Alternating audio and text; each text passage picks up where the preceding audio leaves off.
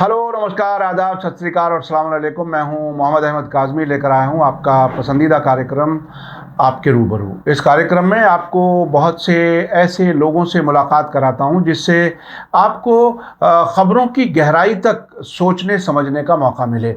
अभी हाल ही में कर्नाटक इलेक्शन हुए हैं, उसमें कांग्रेस की जीत हुई है।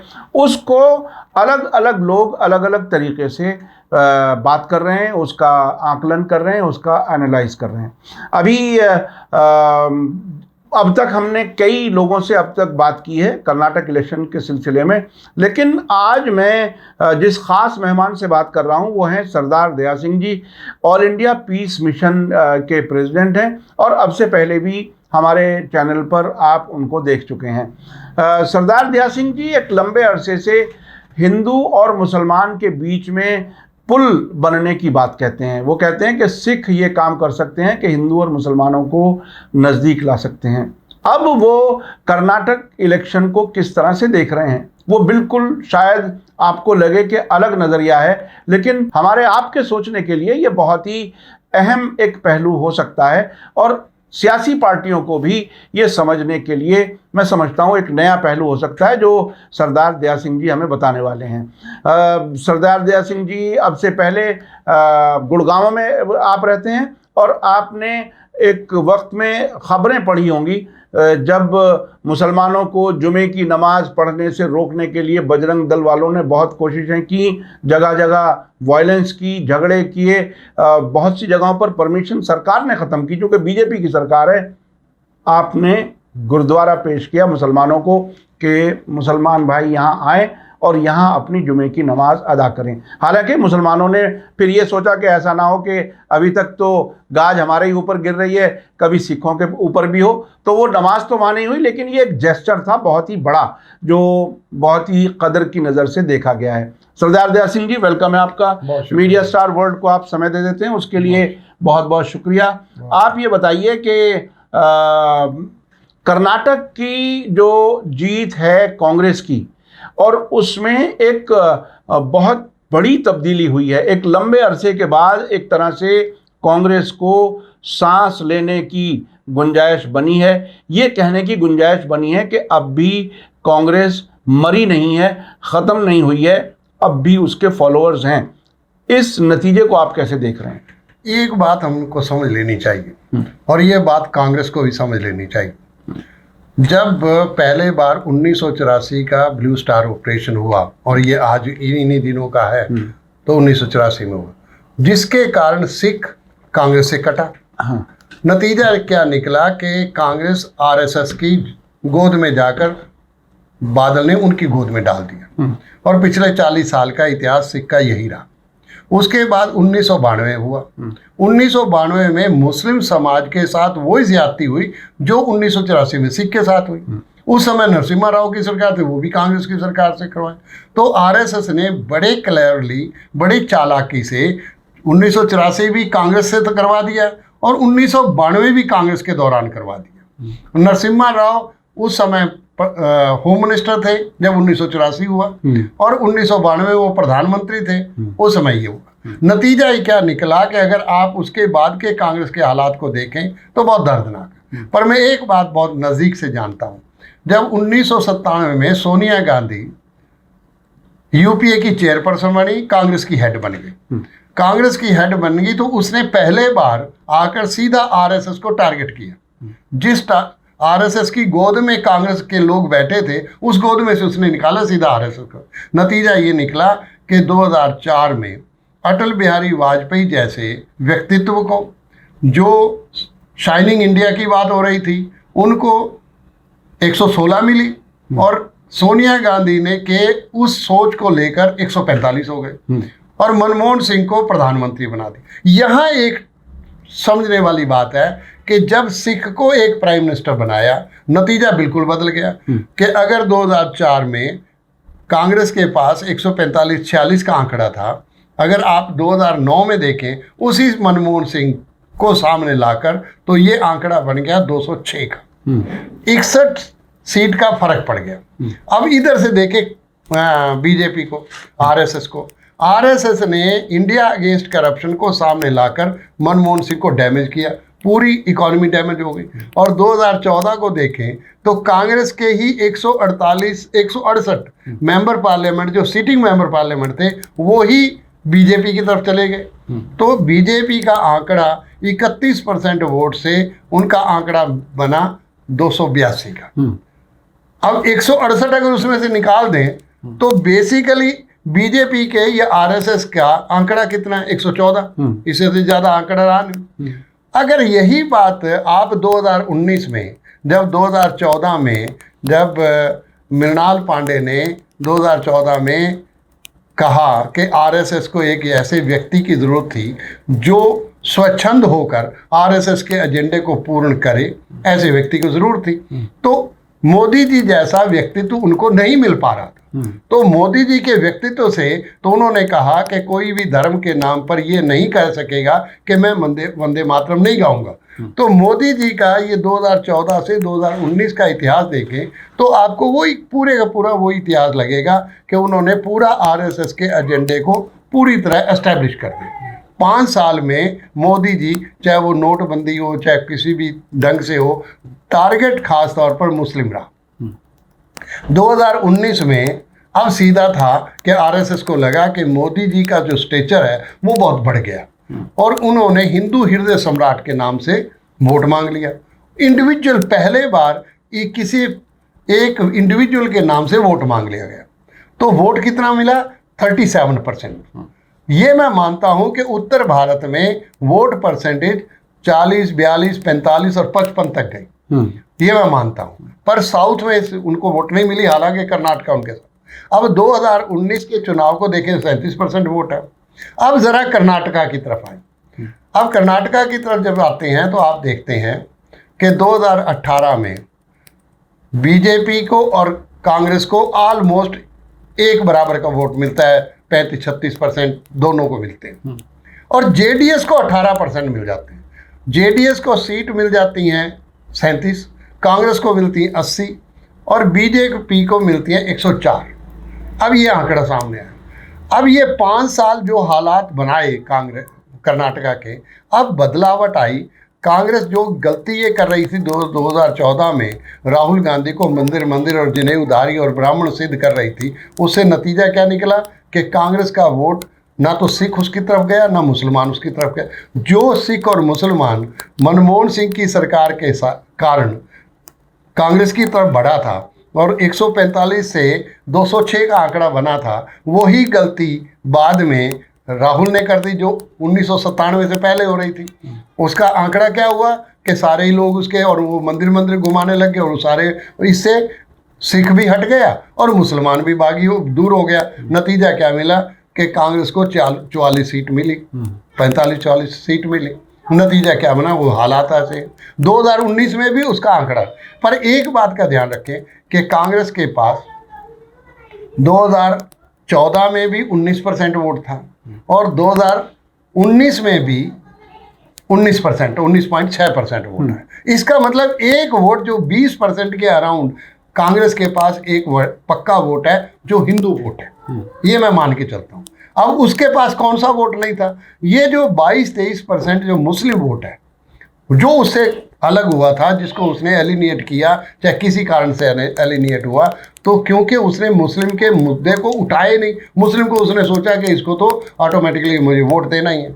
वही वोट जो 2018 में जेडीएस की तरफ से गया था।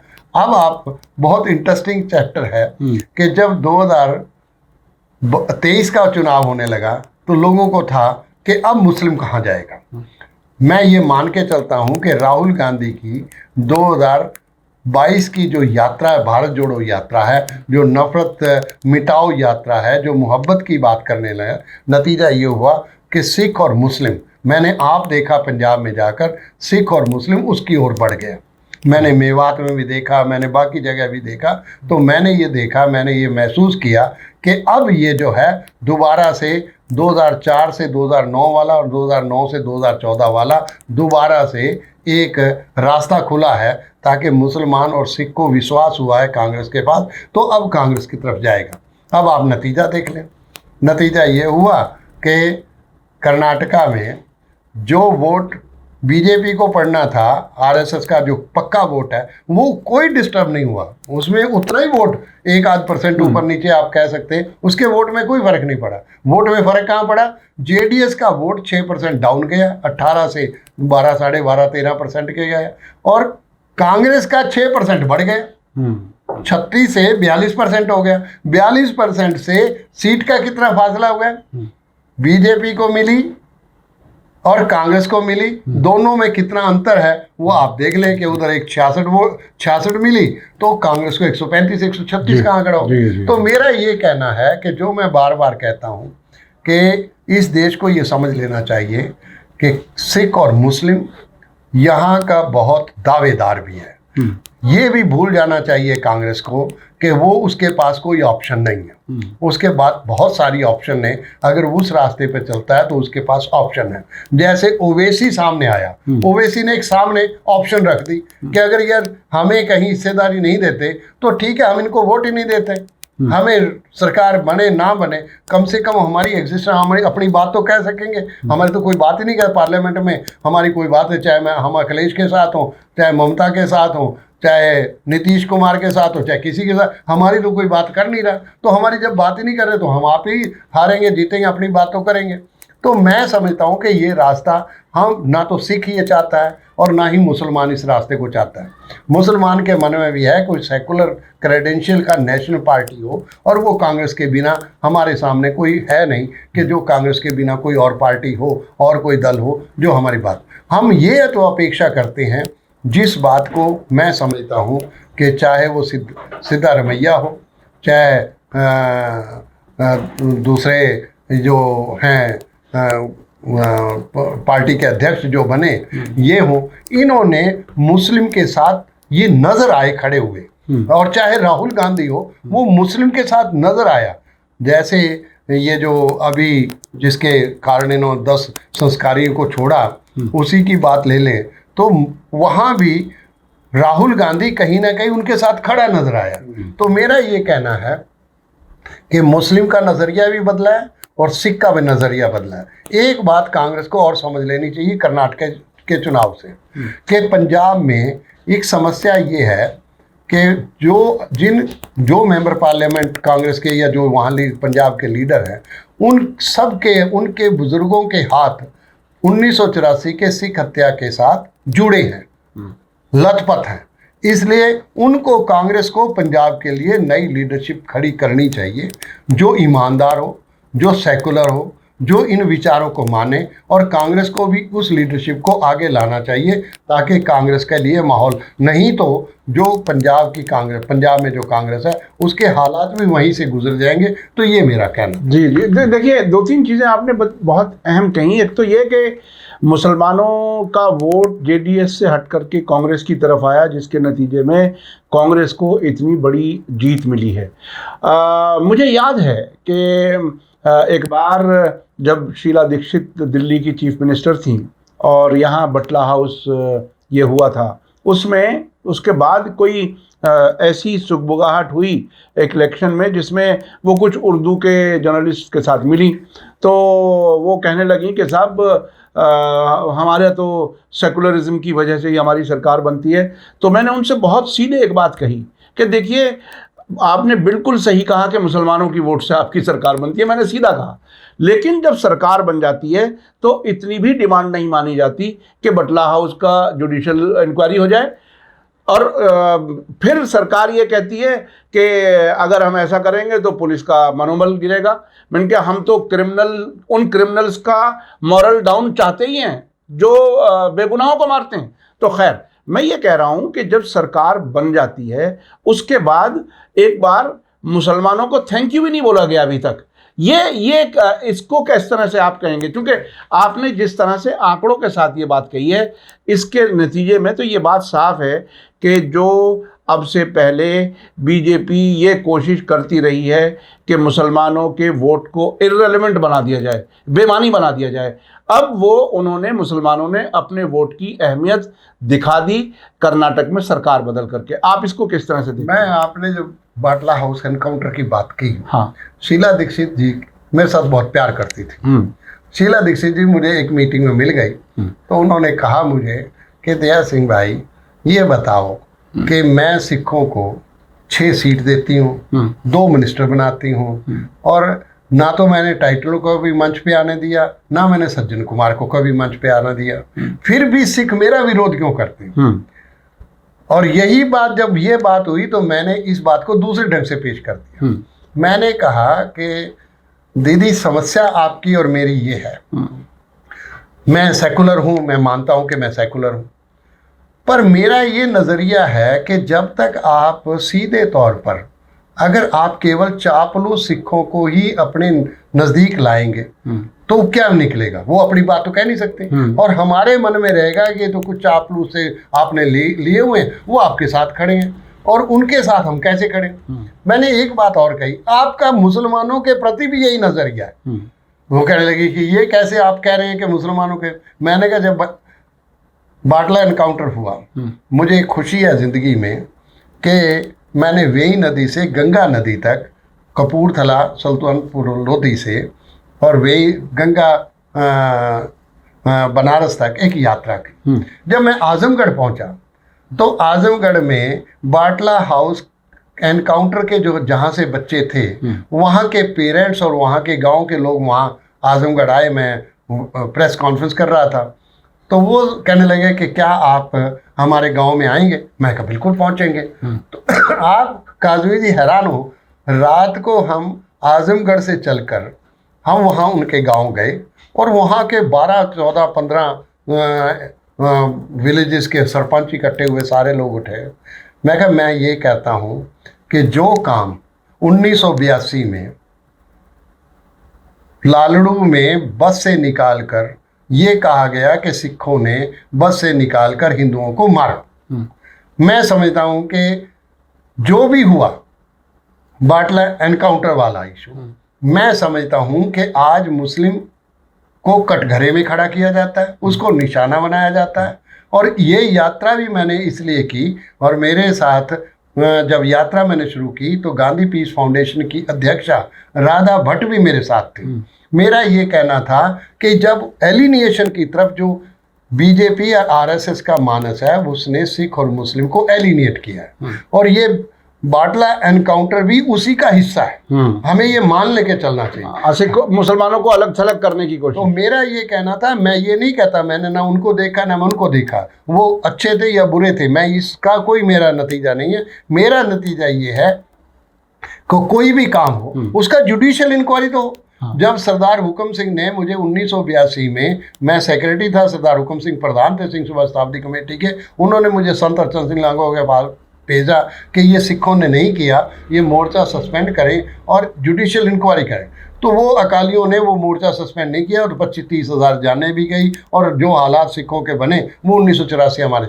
यही बात मैंने कहा कि बिल्कुल ऐन यही बात अब बाटला एनकाउंटर वाला जो बात है उसमें ये सिद्ध करने की कोशिश की कि मुस्लिम जो है वही ये काम करते हैं। एक स्टेटमेंट और मैं आपके वाजा ला दूं कि अटल बिहारी वाजपेयी जैसा व्यक्तित्व हो और उसके मुख से ये कहलवा दिया जाए, ये कह दे कि मुस्लिम तो आतंकवादी नहीं होते, पर जितने पकड़े जाते हैं वो सारे मुस्लिम ही होते हैं, तो इसका क्या अर्थ था?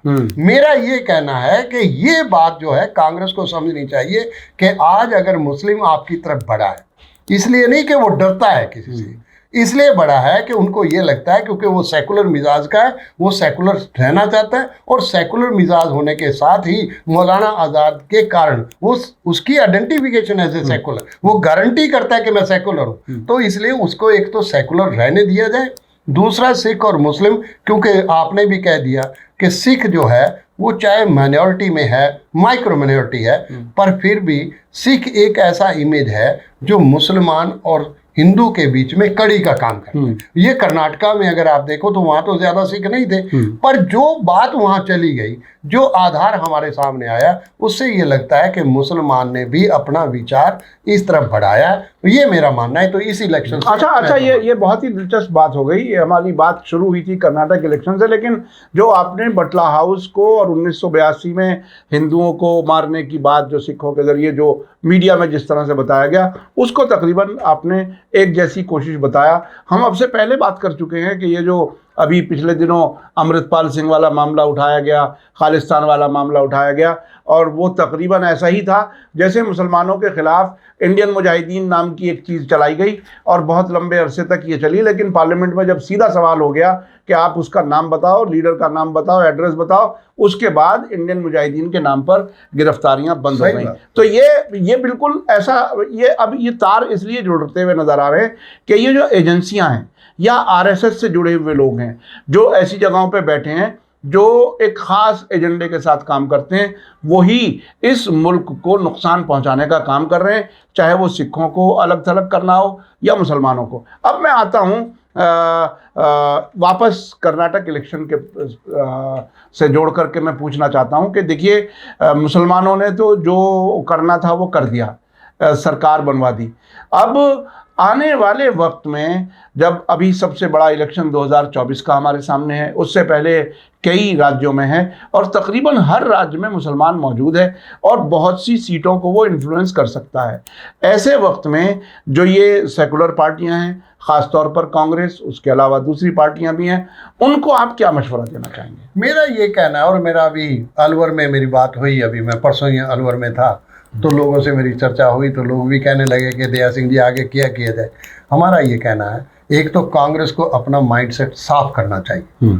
जब तक उनका क्लियर माइंड नहीं होगा, वो इधर उधर भागेंगे तो उसके नतीजे वही होंगे। हमारा ये कहना है कि सिख और मुस्लिम आपके साथ खड़ा होना चाहते हैं, पर वो इज्जत और सम्मान से खड़ा होना चाहते हैं। ये नहीं समझा जाना चाहिए जैसे केजरीवाल ने 2013 में जब मुसलमान केजरीवाल की तरफ बढ़ रहे थे और 12 सीट उन्होंने मांगी थी कि हमें 12 सीट दे दो, तो कहा जाता है कि केजरीवाल ने कहा कि आपको हिंदू वोट तो डालता नहीं है, तो इसका मतलब वोट तो आपको मिलेगा नहीं, तो फिर आपको खड़े करने का क्या फायदा। मैं ये मानता हूँ ये जो मानस है बना हुआ, ये जो मानसिकता बनी हुई है, कांग्रेस को कम से कम इस मानसिकता को दूर करना पड़ेगा और ये कोशिश करनी चाहिए। और मैं तो ये मान के चलता हूँ कि राजस्थान को, हम भी उस दिन परसों की मीटिंग में थे, तो हमने भी डिसाइड किया कि सिख और मुस्लिम को आगे आना चाहिए। सिख के कारण बहुत सारा जो सेकुलर हिंदू है वो भी साथ आएगा। नतीजा ये है कि 27% वोट का फर्क पड़ता है। अगर मुस्लिम, सिख और लिबरल हिंदू इकट्ठा आता है तो कम से कम भी राजस्थान में 27% अप जाएगी। अगर 27% ये अप जाती है, 19-20% कांग्रेस पर अपना वोट है, तो ये 46-45 के करीब, और फिर इसको हारने की कोई बात ही नहीं, कोई हरा ही नहीं सकता। ये सब कर्नाटक में 6% इधर से उधर हो गई तो सरकार बन गई। तो यही मैंने कहा, वो इतनी बड़ी अगर तादाद है, इसलिए कांग्रेस को ये कदम उठाना चाहिए। और यहाँ से जो अगला कदम उठेगा वो उठेगा 2024 का। 2024 में उसको ये मान लेना चाहिए, बजाय कि वो 1-to-1 फाइट करे, उससे बीजेपी को फायदा होगा।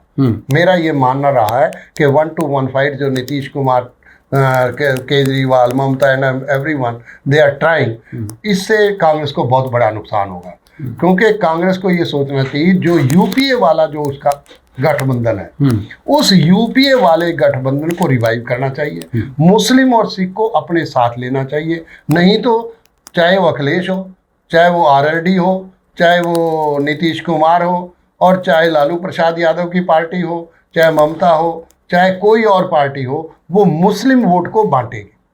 हमारा ये कहना है कि मुस्लिम को भी ये समझना चाहिए कि इस समय हमारी लड़ाई सेकुलर को बचाना है। ये हमारा देश है, संविधान को बचाना है, सेकुलरिज्म को बचाना है। तो इसलिए हमारी इस समय कोई डिमांड किसी से नहीं है। कांग्रेस से हम ये नहीं कि हम कोई डिमांड कर रहे हैं इसलिए आपका अब हमारा इस देश को बचाने का सवाल है, और कांग्रेस भी ये बार बार कह रही है कि संविधान बचाओ, देश को बचाओ। तो 2024 का देश बचाओ फार्मूला यही है कि सिख, मुस्लिम और हिंदू और बाकी सब लोग एक मंच पर आए, तो एक नए किस्म की राजनीति इस देश में, जो 1952 वाले इलेक्शन की जो बात करते हैं वो 1952 की याद करा देगी इस देश को, मेरा ये मानना। जी, ये बहुत ही अहम बात की आपने। अटल बिहारी वाजपेयी का बीच में जिक्र किया।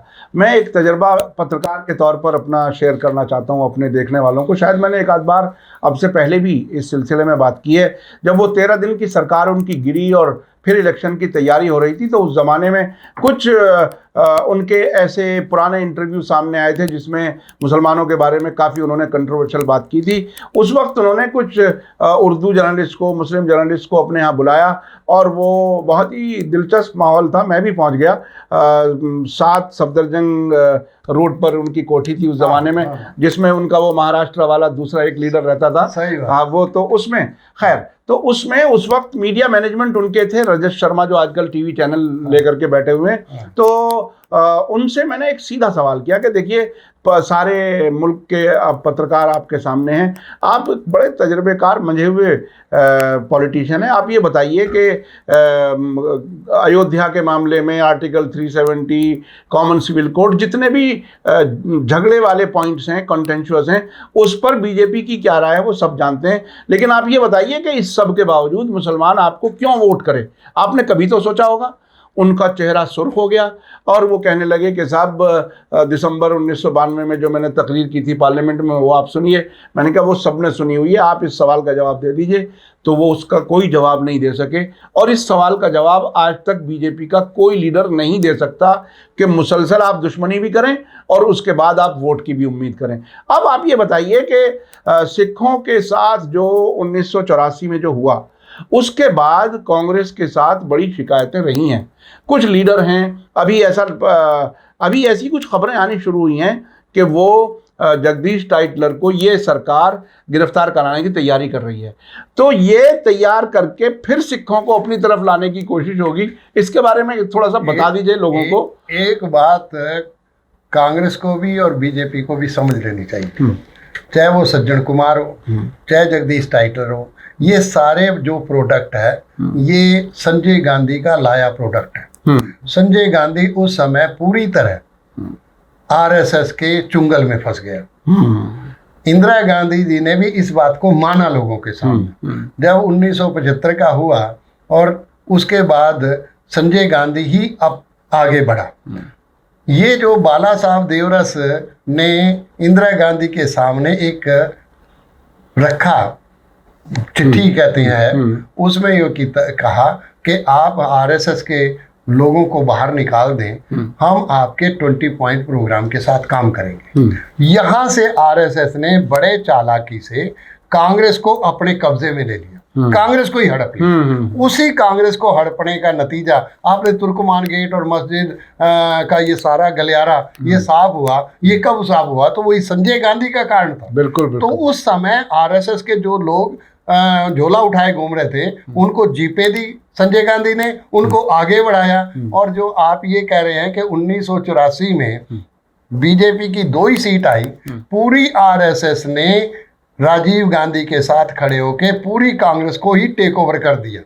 अगर थोड़ा सा उस इतिहास को पन्ने को समझे, 1986 में क्या हुआ कि वही राजीव गांधी जो सेकुलरिज्म के, जो कांग्रेस सेकुलरिज्म पर खड़ी थी, 1986 में उसको क्या हुआ था कि अयोध्या से ही उन्होंने अगले इलेक्शन का प्रचार इनिशिएट करना है, सारा काम करना है, अयोध्या का दरवाजा खुलवाना है। वो कारण क्या है? इसका मतलब यह है कि कांग्रेस कोई कांग्रेस रही नहीं थी। जब मैंने एक बात कही 2014 के लिए कि 2009 में जब मनमोहन सिंह इतना ताकतवर हो गया कि 206, वामपंथ भी अलग हो गया था, 261 सीट का फर्क पड़ा। और जब ये जो राहुल गांधी ने जो गलतियां की, जिस कोटरी में उस समय राहुल गांधी था, वो रजवाड़ा शाही थी, जो चाहे सिंधिया हो, चाहे उसका बेटा हो, पायलट हो, सारे लोग उसी एक कोटरी थी और वो रजवाड़ा कोटरी थी। उस रजवाड़ा कोटरी ने उसको पक्का हिंदू बनाया, उसको पक्का हिंदू डिक्लेयर किया, फिर ब्राह्मण डिक्लेयर किया, फिर जनेऊधारी किया, फिर मंदिर मंदिर घुमाया। नतीजा ये निकला कि 168 कांग्रेस के मेंबर पार्लियामेंट ही बीजेपी ट्रांसफर कर गए। तो मेरा ये कहना है कि जो मनमोहन सिंह ने औरा बनाया था दोबारा से जवाहरलाल नेहरू के बाद, उस सारे औरे को आपने समाप्त किया। आज फिर से आपकी भी मजबूरियां हैं, कांग्रेस भी इस समय उस स्थिति में नहीं है, और अब वो बीजेपी खास तौर पर आरएसएस एक बात बार बार कहेगी कि क्योंकि मुस्लिम उधर जाएगा तो वो कहेगी कि ये तुष्टीकरण है, ये वो है, ये तुष्टीकरण। इस बात से, इस बदनामी से उसको परवाह नहीं करनी चाहिए, बल्कि उसको आगे आके सेकुलरिज्म और देश बचाओ का आंदोलन खड़ा करना चाहिए। हम उसका साथ देंगे। मेरे बारे में लोगों को ये रहा, अभी भी पीछे भी जयपुर में गया तो लोग कहने लगे, क्योंकि मेरे क्रेडेंशियल कुछ ऐसा रहा, क्योंकि मैंने आर्य समाज और सिख समाज को मैं एक मंच पर लाया। आज मेरे बारे में कहा जाता है कि सिख और मुस्लिम को मैंने एक मंच पे लाके खड़ा किया, हिंदू और मुसलमान, हाँ, हिंदू और मुसलमान को मैंने एक मंच पे लाके खड़ा किया। तो एज ए सिख जो मुझे गुरु नानक से समझ आई, तो वो मैंने अपनी तरफ से की, और मैं अब भी ये चाहता हूँ कि वो जो देश का जो औरा बना हुआ है, उस औरे को बाकायदा तौर पर दोबारा 2024 में एस्टैब्लिश कर दिया जाए। ये हमारी भावना है, हम इनका साथ दें। जी जी जी, बहुत बहुत शुक्रिया सरदार दया सिंह जी। देखिए, हम इस बात की उम्मीद कर सकते हैं कि चूँकि जब राहुल गांधी ने अपनी भारत जोड़ो यात्रा पूरी की, तो उसके साथ जो प्रेस कॉन्फ्रेंस में बहुत सी बातें की, उन्होंने कहा कि मैंने सबको बहुत नज़दीक से देखा है, समझा है, और उसके बाद शायद उनकी आरएसएस के खिलाफ मजबूती से बोलने में और ज़्यादा मजबूती आई। और उसके बाद अब ये कर्नाटक इलेक्शन का रिजल्ट उनके सामने है। बहरहाल समझना एक लाइन और मैं कह दूं, जी, ये जो भारत जोड़ो यात्रा का कंसेप्ट कहाँ से है? हमने 2015 में तख्त श्री केसगढ़ आनंदपुर साहब से भारत जोड़ो यात्रा निकाली थी 9 अगस्त को। जी जी। उसके हमने कांग्रेस के उन सारे लोगों को भी चिट्ठियां भेजी थी। उसके बाद 2022 में जब हमने पूना में कॉन्फ्रेंस किया अप्रैल में, 17 अप्रैल को, उसमें भी हमने भारत जोड़ो की बात की, जिसमें मोहम्मद अदीब भी थे और गांधी पीस फाउंडेशन के अध्यक्ष भी थे। तो उसके पीछे का सच ये था, हमें खुशी ये है कि राहुल गांधी और कांग्रेस ने इस बात को समझा कि आज जरूरत है भारत को जोड़ने। बिल्कुल, ये कॉन्सेप्ट आगे बढ़ाया और आज ये नतीजा हमें मिला है। और बहुत से लोगों को ये उम्मीद हो चली है कि 2024 में शायद बीजेपी को हराया जा सके। शायद मैं इसलिए कह रहा हूँ कि ईवीएम का सवालिया निशान बाकी है, उस पर फिर कभी हम बात करेंगे। लेकिन ये बहुत अहम मौका है जिस पे दुनिया के पूरे देश के लोगों को अच्छी तरह से समझना चाहिए, गौर करना चाहिए। और देश तभी बच सकता है जब आपस में प्यार मोहब्बत हो। मुल्क तभी तरक्की कर सकता है जब सब मिलकर के इस देश की तरक्की के लिए काम करें, ना कि पड़ोसी से नफरत करें और धर्म की बुनियाद पर हम एक दूसरे से दूरी बनाएं। बहुत बहुत शुक्रिया सरदार दया सिंह जी, आपने हमें समय दिया, इसके लिए बहुत बहुत शुक्रिया। इसी के साथ मुझे दीजिए इजाज़त। धन्यवाद, शुक्रिया। जय भारत, जय हिंद। मीडिया स्टार वर्ल्ड के और वीडियो देखने के लिए हमारे चैनल को सब्सक्राइब करें और सीधे नोटिफिकेशन पाने के लिए बेल आइकन दबाएं।